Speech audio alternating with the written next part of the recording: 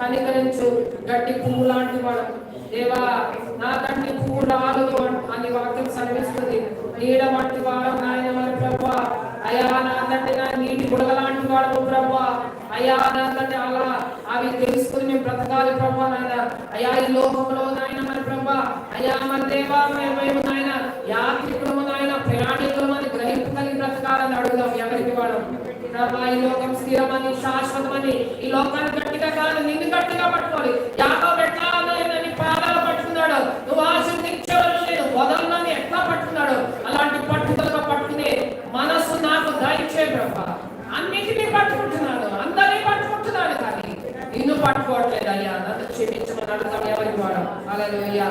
అదే మీ కుటుంబంలో ఉన్న సమస్యలు, మీ జీవితాల్లో ఉన్న ప్రతి ఒక్క బలహీనతలు అన్ని దేవాది దేవుడు చెప్పుకుంటూ ప్రార్థన చేయండి. హల్లెలూయా. నోరు తెరిచి ప్రార్థన చేద్దాం ప్రభా. ప్రార్థన చేయడం శక్తి ప్రభా. నోరు తెరవడం శక్తి ప్రభా.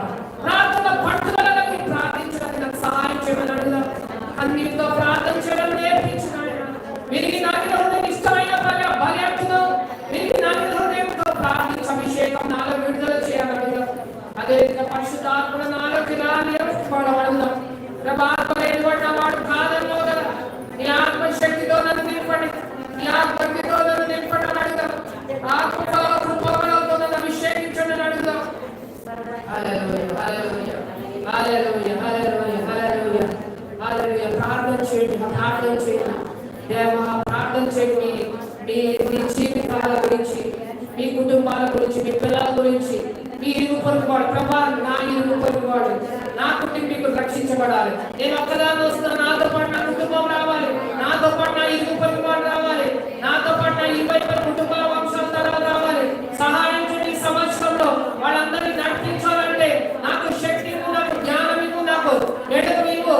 నాకు ఏ రకంగా ప్రార్థన చేయాలో, ఏ రకంగా ప్రేమించాలో, ఏ రకంగా నైనా నేను ఉంటే నా కుటుంబీకులు వస్తారో, నా ఇరుగు పొరుగు వాడు వస్తారో, నా 20 కుటుంబాల వంశాల తరాలు వస్తారో, నా నేను ప్రాంత ప్రజలు అయ్యా వస్తారో నాతో పాటు.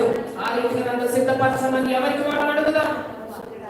అదే రీతిగా దేవుడు మనకి ఇచ్చిన ఈ సంఘం గురించి ప్రార్థన చేయడం ప్రభా.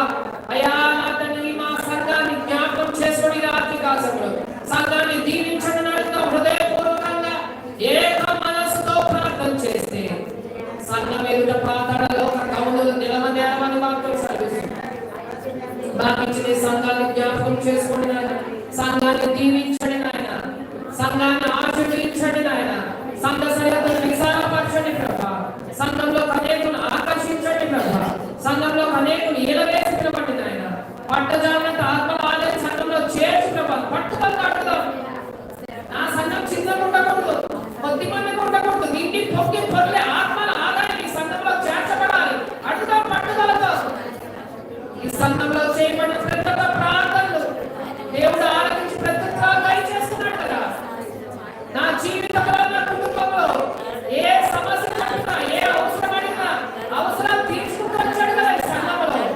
సంఘం ఇంకా చిన్నప్పుడు సంఘం గొప్పగా ఉండాలి. మహిమకరమైన మందిరం ఇచ్చాడు కదా మనకి. దీనివల్ల మన ప్రార్థనలు ఆలకించి ఉపవాస ప్రార్థనలో మహిమకరమైన మందిరం ఇచ్చేసాయి. మేము మా శక్తి వల్ల కాదు, ఈ మందిరం నీ శక్తితో కట్టావు, నీ మందిరంతో నీ మహిమతో కట్టిస్తున్నావు ప్రభా. దాన్ని బట్టి వందనాలు చెల్లిద్దాం ప్రభా.